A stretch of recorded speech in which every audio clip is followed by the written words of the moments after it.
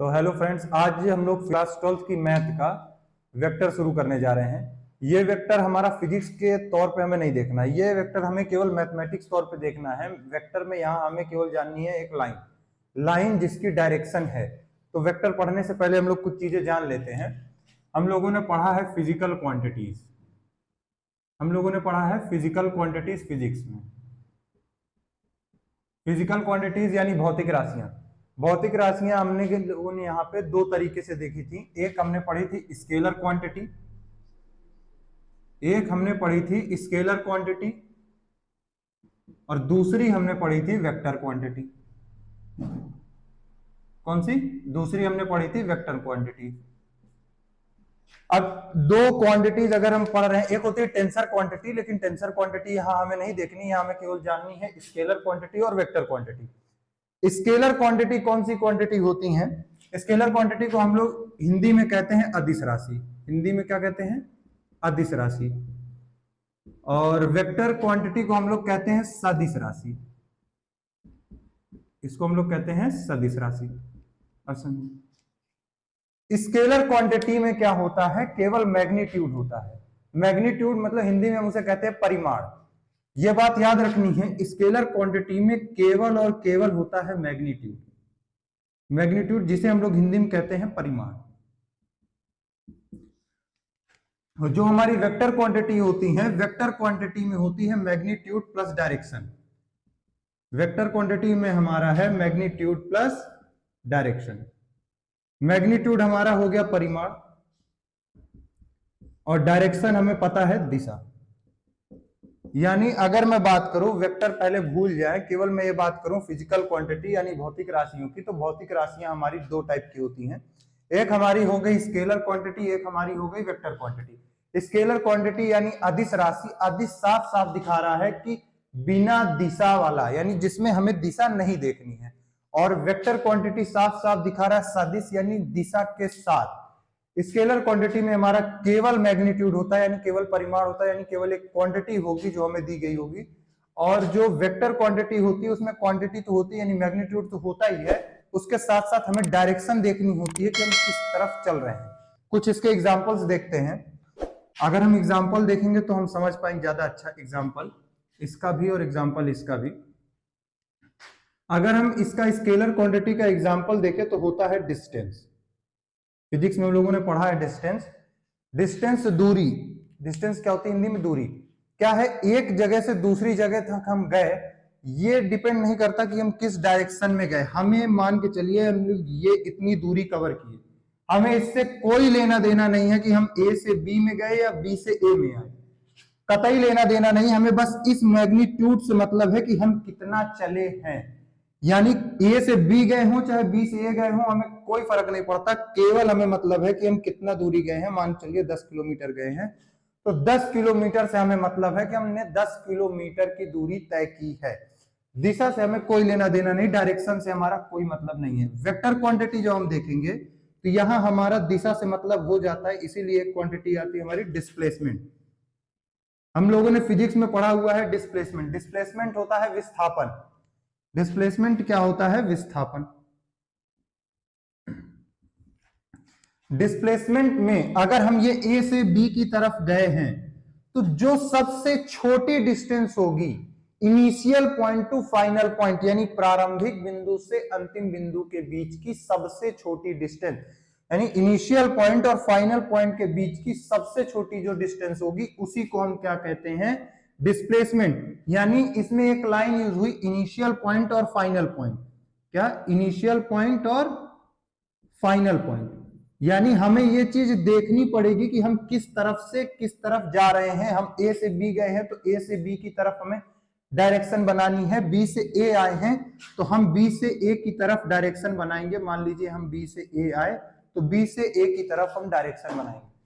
तो यहां पे मेनली क्या है कि हमें बस एक डायरेक्टेड लाइन पढ़नी होती है, यानी ऐसी लाइन जिसमें डायरेक्शन भी होगी, बस और कुछ नहीं। और स्केलर क्वांटिटी में हमें बस ये देखना होता है कि उसका मैग्नीट्यूड कितना है और कुछ नहीं।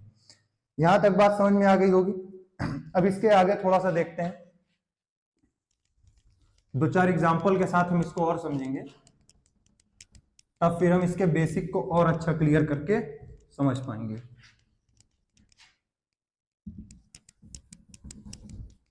देखिए, मान के चलिए मैं एक एग्जांपल रखता हूं, एक ये ब्लॉक है, ये हमारा क्या है, एक ब्लॉक है।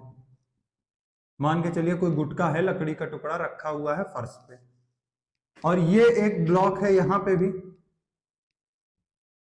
यही ब्लॉक है, लेकिन हम इसमें फोर्स लगा रहे हैं। हम इसमें क्या लगा रहे हैं, फोर्स। एक ये ब्लॉक है केवल शांति से रखा हुआ है और यहां हमारे उंगली करने की आदत गई नहीं और हमने इसमें फोर्स लगा दिया। अब मैं आपसे कहता हूं इस ब्लॉक का वेट कितना है, इस ब्लॉक का वेट कितना है, तो आप मुझे डायरेक्टली बता देंगे। अगर ये 10 किलो का है तो 10 केजी इसका वेट है। क्या कोई आदमी आपसे पूछेगा कि 10 किलो किस डायरेक्शन में? कभी कोई पूछेगा 10 किलो किस डायरेक्शन में? यानी ये इररिस्पेक्टिव ऑफ डायरेक्शन होता है, इसमें डायरेक्शन से कोई लेना देना नहीं। ये 10 किलो है तो 10 किलो है। कोई बेवकूफी होगा जो इससे कहेगा कि 10 किलो की डायरेक्शन बताओ, किस तरफ डायरेक्शन है। लेकिन अगर मैं फोर्स कहूं और मैं ये कहूं कि किस तरफ ये ब्लॉक बढ़ेगा, तो मैं ये पूछूंगा कि मैंने फोर्स लगाया किस तरफ है। क्यों? क्योंकि अगर मैं फोर्स इस डायरेक्शन में लगाता हूं तो ब्लॉक इधर जाएगा, अगर मैं फोर्स इधर से लगाता हूं तो ब्लॉक इधर जाएगा, अगर मैं फोर्स नीचे से लगाता हूं तो ब्लॉक ऊपर चलेगा, और फोर्स ऊपर से लगाता हूं तो धरती फाड़ के घुस नहीं जाएगा। लेकिन मान के चलिए अगर जगह हुई टेबल तोड़ने की, इतना फोर्स लगा दिया तो तोड़ के नीचे भी चला जाएगा। ये बात समझ में आई? तो हमने जब फोर्स की बात करी तो ये जरूरी हो गया कि अगर मुझे देखना है कि ये ब्लॉक किधर जा रहा है, तो ये देखना जरूरी हो गया कि हमने फोर्स किस तरफ लगाया है। जिस तरफ मैं फोर्स लगाऊंगा ये ब्लॉक का मूवमेंट उसी की तरफ होगा। देखिए एक आध एग्जांपल और देखते हैं। अगर मैं कहता हूं इस समय रूम का टेम्परेचर 40 डिग्री सेंटीग्रेड है, मान लीजिए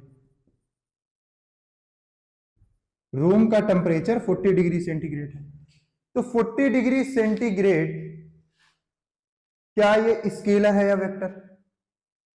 40 डिग्री सेंटीग्रेड कोई भी आपसे ये नहीं कहेगा कि इस कोने में 40 डिग्री सेंटीग्रेड है या उस कोने में 40 डिग्री सेंटीग्रेड है या इधर नीचे 40 डिग्री सेंटीग्रेड है। कोई भी दिशा की बात नहीं करेगा, डायरेक्शन से कोई लेना देना नहीं होगा। केवल 40 डिग्री सेंटीग्रेड ये केवल मैग्नीट्यूड से हमें मतलब होता है।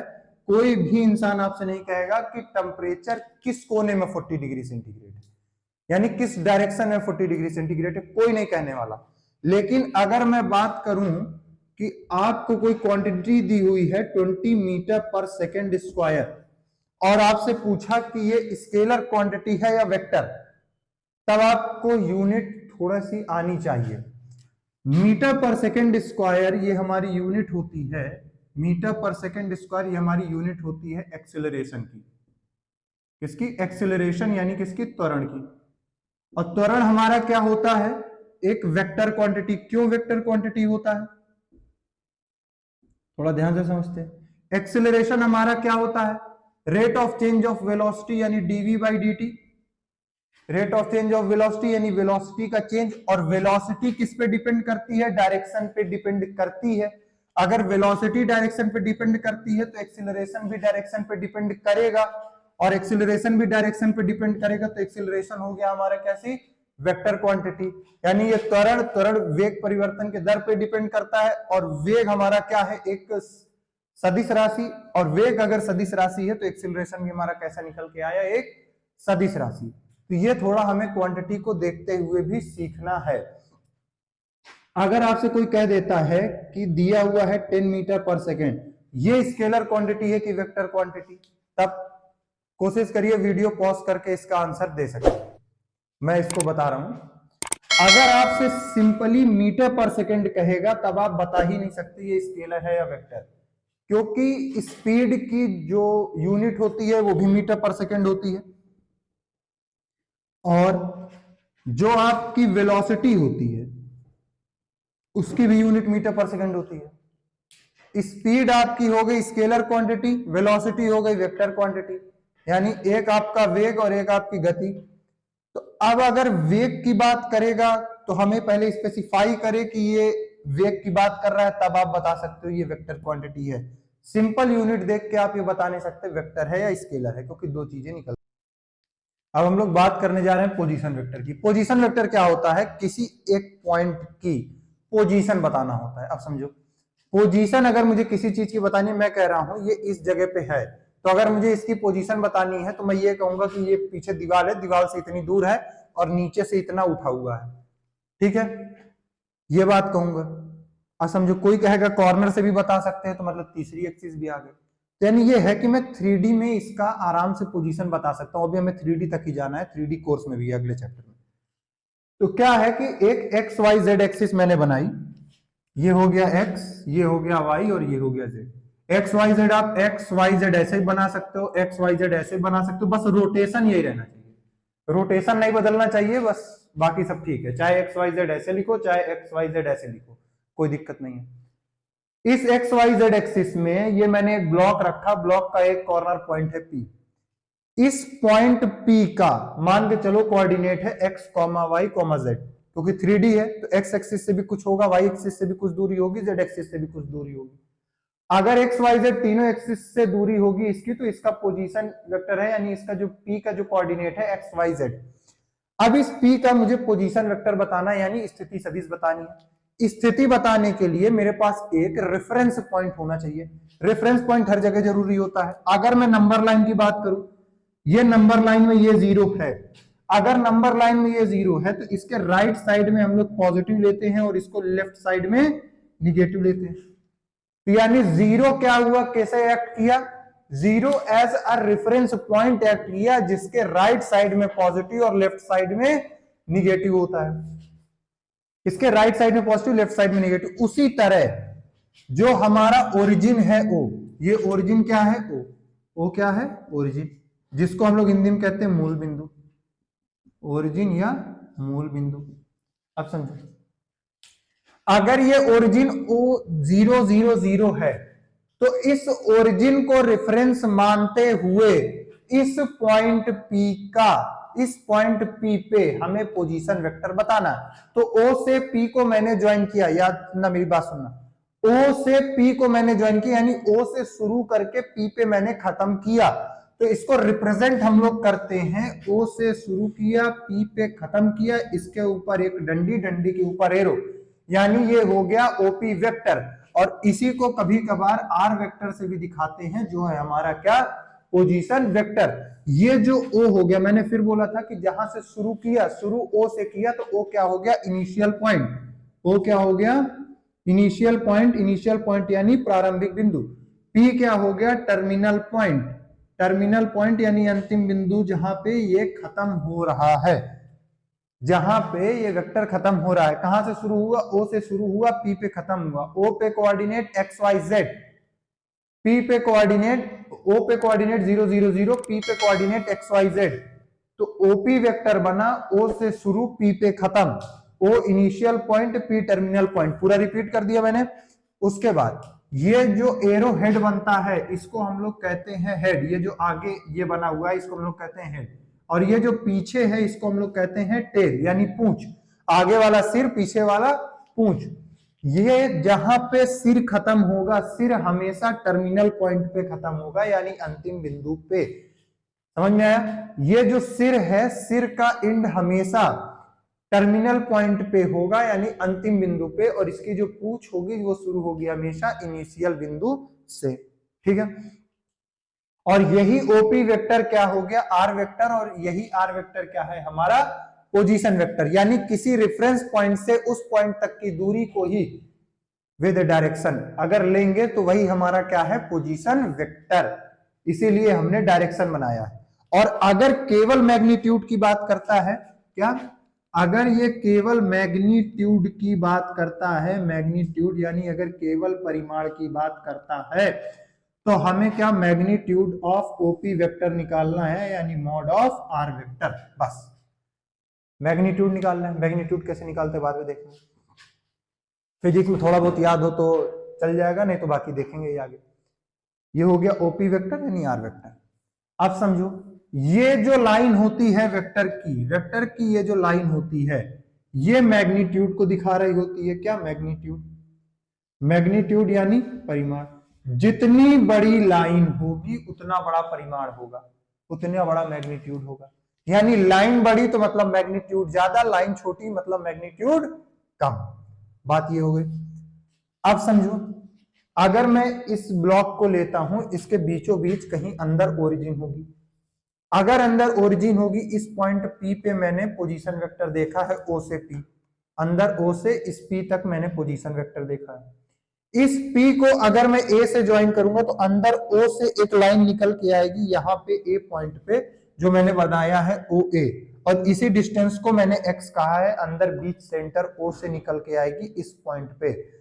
ठीक है, तो ये डिस्टेंस हो गई x और इंड कहां पे हुआ A, और A और P ये है। अगर मैं इसको और इसको ज्वाइन करूंगा, अंदर से जो लाइन आ रही है थोड़ा फील करो, तो ये और ये आपस में परपेंडिकुलर होगा, यानी 90 डिग्री का कोण बनाएगा। और ओरिजिन से मैंने P को ड्रॉ किया है, यही मेरा क्या है, पोजीशन वेक्टर, यानी अंदर O से इस P को मैंने ड्रॉ किया है, तो यही मेरा क्या हुआ, पोजीशन वेक्टर। समझो, अब मैं कह दे रहा हूं इस एक्स एक्सिस का कुछ एंगल बनेगा इस पोजीशन वेक्टर के साथ, मान के चलो मैं कह दे रहा हूं क्या है, अल्फा। वाई एक्सिस का कुछ एंगल बनेगा जिसको मैं कह दे रहा हूं बीटा पोजीशन वेक्टर के साथ। जेड एक्सिस से कुछ एंगल बनेगा इस पोजीशन वेक्टर के साथ, यानी स्थिति सदिश के साथ, जिसको मैं कह दे रहा हूं गामा। समझो कैसे, अगर मैंने कहा ये हो गई एक्स एक्सिस, ये हो गई वाई एक्सिस, ये हो गई जेड एक्सिस, ठीक है, एक्स वाई जेड। अगर इस एक्स वाई जेड में यहां एक पॉइंट P है, यहां एक पॉइंट P है, तो ये एक लाइन बनेगी, यहां पे ये एक लाइन बनी, इस पॉइंट पे जहां पे टिप है वहां पे पॉइंट P है। अगर ये वाला एक्स एक्सिस है तो इससे ये वाला जो एंगल बन रहा है इस पॉइंट के लिए, ये जो एंगल बन रहा है ये हो गया अल्फा। उसी तरह इस पॉइंट पे, और अगर ये वाली लाइन से ये वाली, ये जो वाई एक्सिस है यानी वाई एच, और ये पॉइंट P है यहाँ पे, तो इसके बीच में ये वाला जो एंगल यहां से ऐसे दिख रहा है ये हो गया हमारा बीटा, और ये जो z एक्सिस है इसी पॉइंट से ये ऊपर वाला ये जो एंगल बन रहा है ये हो गया गामा। ठीक है, तो अब हम बात करते हैं डायरेक्शन कोसाइन की। अल्फा बीटा गामा याद रखना, किसकी, डायरेक्शन कोसाइन की, यानी जिसे हम लोग कहते हैं दिक्मज्जा, डायरेक्शन कोसाइन दिक्मज्जा। अब मैंने बताया ये अल्फा, ये बीटा, ये गामा, कॉस अल्फा की वैल्यू निकाल लो, वो तुम्हारा डायरेक्शन कोसाइन है, कॉस अल्फा, कॉस बीटा और कॉस गामा। यानी होता कुछ नहीं है direction cosine, cos alpha, cos beta, cos gamma निकाल लो, वही तुम्हारा क्या है, डायरेक्शन कोसाइन। और इस डायरेक्शन कोसाइन की वैल्यू कैसे आती है, मैंने बताया कि ये परपेंडिकुलर था, जैसे ये वाली डायरेक्शन यहां से O से निकल के आया ये A पॉइंट पे, और ये P और A जब यहां से ज्वाइन करेंगे तो ये परपेंडिकुलर बनेगा, यानी 90 डिग्री का। तो ये हो गया 90 डिग्री, यहाँ पे ये अगर अंदर निकल के आ रही है, यहां से ये ज्वाइन करेंगे, ये देखो ये बन रहा है पोजीशन वेक्टर के साथ अल्फा। तो ये जो कॉस अल्फा बना पोजीशन वेक्टर के साथ OA ने, ये OA है, ये OP है, इसने इसके साथ एंगल बनाया अल्फा।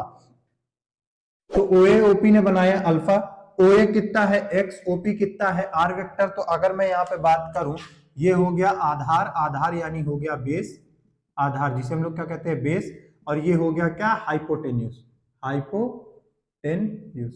अगर ये हाइपोटेन्यूस यानी कर्ण हो गया, तो मैं कॉस अल्फा की बात करता हूं, यानी डायरेक्शन कोसाइन निकालने की बात करता हूं, तो कॉस अल्फा क्या होगा, x upon mod of r vector. क्यों, क्योंकि ये डिस्टेंस की बात करेगा, एंगल में जब हम कॉस अल्फा निकालेंगे तो इस मैग्नीट्यूड की बात करेगा, तो कॉस अल्फा क्या निकलेगा, x अपॉन r वेक्टर। इसी तरह आगे जब आप देखोगे, आगे उसको समझने की कोशिश करोगे, तो कॉस बीटा क्या निकल के आएगा, y upon mod of r vector, और कॉस गामा क्या निकल के आएगा, z upon mod of r vector. ये बात समझ में आई। तो ये हो गया डायरेक्शन कोसाइन दिक्मज्जा, मैग्नीट्यूड बता दिया, पोजीशन वेक्टर पूरा बता दिया, यहां तक आपका पूरा काम हो गया। अब इसके बाद हम लोग चल रहे हैं, अब हम बात करते हैं टाइप्स ऑफ वेक्टर, यानी सदिश के प्रकार की। सदिश के प्रकार की बात करें तो सबसे पहले मैं बात कर रहा हूं जीरो वेक्टर। जीरो वेक्टर को हिंदी में हम कहते हैं शून्य वेक्टर। जीरो वेक्टर को क्या कहते हैं हिंदी में, शून्य वेक्टर, यानी शून्य सदिश। शून्य सदिश क्या होता है, यानी जिसका मैग्नीट्यूड जीरो हो। देखो ये वेक्टर क्या है, सारे के सारे, इन्हें हमें नाम से याद कर लेना है। नाम से कैसे याद कर लेना है कि अगर इसमें जीरो कह रहा है तो जीरो मतलब शून्य हो गया, शून्य सदिश यानी ऐसा वेक्टर जिसका मैग्नीट्यूड जीरो हो। उसी तरह अगर मैं बात करूं यूनिट वेक्टर की, यूनिट वेक्टर यानी एकांक सदिश यानी ऐसा वेक्टर जिसका मैग्नीट्यूड 1 हो। समझो, जीरो वेक्टर में डायरेक्शन नहीं देखनी, यूनिट वेक्टर में फिलहाल डायरेक्शन नहीं देखनी है। यूनिट वेक्टर नाम से समझो कि क्या है, ऐसा वेक्टर जिसका मैग्नीट्यूड 1 हो, और जीरो वेक्टर यानी शून्य वेक्टर जिसका मैग्नीट्यूड 0 हो। उसके बाद में बात करता हूं को इनिशियल वेक्टर यानी समप्रारंभिक सदिश की। को इनिशियल वेक्टर क्या होता है, ऐसा वेक्टर, अभी मैं बताऊंगा पूरा, अभी बस मैं ओरली बता रहा हूं। को इनिशियल वेक्टर क्या होता है, समप्रारंभिक सदिश ऐसे वेक्टर जिनका स्टार्टिंग पॉइंट सेम हो। मान के चलो ये दो वेक्टर है, ये दो वेक्टर हैं, इनका स्टार्टिंग पॉइंट क्या है, ये वाला पॉइंट है। ये पॉइंट अगर इनका स्टार्टिंग पॉइंट सेम है और ये कहीं भी जाए, डायरेक्शन कहीं भी जाए, उल्टा नीचे आगे पीछे कहीं भी, लेकिन अगर इनिशियल पॉइंट सेम है तो ये कैसे वेक्टर होंगे, समप्रारंभिक सदिश यानी को इनिशियल वेक्टर। अब अगर मैं बात करूं कोलिनियर वेक्टर की, कोलिनियर वेक्टर को आप एक तरीके से पैरेलल वेक्टर भी कह सकते हो, जैसे यहां लिखा संरेख सदिश, आप पैरेलल वेक्टर भी कह सकते हो, यानी एक वेक्टर एक दूसरे के पैरेलल। बड़ा भी हो सकता है, छोटा भी हो सकता है। मान लो ये कैप एक वेक्टर, ये एक नीचे वेक्टर, बड़ा छोटा हो गया। हो सकता है डायरेक्शन बदल जाए, ये लो डायरेक्शन बदल गई, लेकिन पैरेलल हो, पैरेलल होंगे दोनों वेक्टर, एक दूसरे के ऊपर कोलिनियर एक लाइन में आ जाए ऐसे दो वेक्टर तो भी, यानी पैरेलल होने चाहिए। अगर एक दूसरे के ऊपर हैं तो भी वो एक दूसरे से क्या है, पैरेलल है। अगर वो पैरेलल हो जा रहे हैं तो क्या है, कोलिनियर वेक्टर। अब समझो, मैग्नीट्यूड सेम हो ना हो कोई दिक्कत नहीं, डायरेक्शन सेम हो ना हो कोई दिक्कत नहीं, पैरेलल होने चाहिए। अब क्या है, इक्वल वेक्टर। इक्वल वेक्टर क्या है, डायरेक्शन भी सेम, पैरेलल भी, और मैग्नीट्यूड भी सेम। इक्वल वेक्टर क्या है, डायरेक्शन भी सेम, मैग्नीट्यूड भी सेम, तभी वो क्या होगा, equal vector. Negative of A vector मैं करके बताऊंगा। तो आओ शुरू करते हैं। फिर जीरो वेक्टर एक बार पूरा बता दिया। जीरो वेक्टर की बात करें, ऐसा वेक्टर जिसका मैग्नीट्यूड यानी परिमाण क्या हो, ऐसा वेक्टर जिसका मैग्नीट्यूड यानी जिसके परिमाण की मैं बात करूं, उसका परिमाण क्या हो, 0 हो। वेक्टर हैविंग मैग्नीट्यूड 0, यानी ये तभी हो सकता है जब initial point he and point बन जाए, initial point he and point बन जाए। तीनों में देख लो, इनिशियल पॉइंट एंड पॉइंट है। क्यों, मैंने कहा था जहां से शुरू होता है ये टेल, वही क्या है, इनिशियल पॉइंट, यानी क्या है, प्रारंभिक बिंदु, ये इनिशियल पॉइंट। और ये क्या है, टर्मिनल पॉइंट, ये क्या है, टर्मिनल पॉइंट यानी अंतिम बिंदु। उसी तरह ये बी है, बी का ये क्या है, इनिशियल पॉइंट यानी प्रारंभिक बिंदु। बी दूसरा वाला क्या है, टर्मिनल पॉइंट यानी अंतिम बिंदु। उसी तरह सी में भी है इनिशियल पॉइंट फाइनल पॉइंट, यानी अगर इनिशियल पॉइंट और फाइनल पॉइंट सेम हो जाते हैं, मैग्नीट्यूड 0 हो जाएगा। मैग्नीट्यूड 0 हो गया, वेक्टर 0 वेक्टर हो गया। अब बात करते हैं यूनिट वेक्टर की। यूनिट वेक्टर यानी ऐसा वेक्टर जिसका मैग्नीट्यूड, ऐसा वेक्टर जिसका मैग्नीट्यूड यानी परिमाण कितना हो जाए, 1 हो जाए। यानी मान के चलो मैं ए से बी तक गया, ए से बी तक गया, डायरेक्शन छोड़ो, डायरेक्शन मार बोली, डायरेक्शन से मतलब नहीं। क्या है कि अगर ए से बी तक गया और इसका मैग्नीट्यूड 1 यूनिट में निकाल पा रहा हूं, mod of R vector 1 unit निकाल पा रहा हूं, एकांक सदिश, तो वही क्या है हमारा यूनिट वेक्टर। बी से ए की तरफ अगर मैं जाऊं तो भी अगर ये 1 यूनिट है, या मैं कह रहा हूं बी से सी गया और mod of R vector 1 unit है, यानी 1 यूनिट वैल्यू है मॉड ऑफ आर वेक्टर की, तो कैसा है, एकांक सदिश यानी यूनिट वेक्टर। अब बात करते हैं को इनिशियल वेक्टर, ऐसे वेक्टर जिनका इनिशियल पॉइंट सेम हो, यानी मान के चलो ये पॉइंट ओ है, ओ हो गया हमारा क्या, इनिशियल पॉइंट यानी प्रारंभिक बिंदु, प्रारंभिक बिंदु।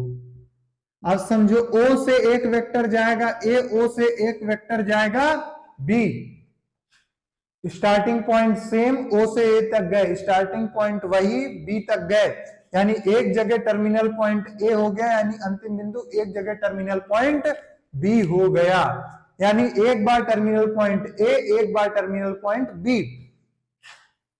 लेकिन स्टार्टिंग पॉइंट सेम है, तो इसी वेक्टर को क्या कहते हैं, को इनिशियल वेक्टर। ये कह दिया ए वेक्टर और बी वेक्टर, यानी A vector and B vector are को इनिशियल वेक्टर, यानी समप्रारंभिक सदिश। क्या कहेंगे, ए और बी समप्रारंभिक सदिश हैं, यानी ए और बी को इनिशियल वेक्टर हैं। आगे हम लोग देखते हैं कोलिनियर वेक्टर। कोलिनियर वेक्टर आप इसको पैरेलल वेक्टर मान के चलो, क्या है, पैरेलल वेक्टर यानी समांतर सदिश। कैसे होगा, एक वेक्टर मान के चलो आपका ए वेक्टर ये है, और एक वेक्टर मैं कह दे रहा हूं ये है आपका बी वेक्टर। देखो मैग्नीट्यूड, फिर ये लाइन छोटी, ये लाइन बड़ी, लाइन छोटी बड़ी से इसका मैग्नीट्यूड ज्यादा, इसका मैग्नीट्यूड कम, कोई दिक्कत नहीं, पैरेलल है। पैरेलल है तो क्या है, कोलिनियर है। दूसरा क्या, ए वेक्टर ये, बी वेक्टर ये, डायरेक्शन बदल गई, भले मैग्नीट्यूड सेम हो, कैसे है, कोलिनियर है। कैसे है, कोलिनियर है। ये भी कैसा है, मान के चलो ये ओ पॉइंट स्टार्टिंग, ये हो गया ए वेक्टर, ये हो गया बी वेक्टर, ये भी कैसा है, कोलिनियर वेक्टर है, आपस में पैरेलल है। मैग्नीट्यूड बड़ा छोटा हो सकता है, डायरेक्शन बदल सकती है, एक ही लाइन पे लाई कर सकते हैं डायरेक्शन बदल के, चाहे एक दूसरे के ऊपर से जाए। कैसा है, कोलिनियर वेक्टर।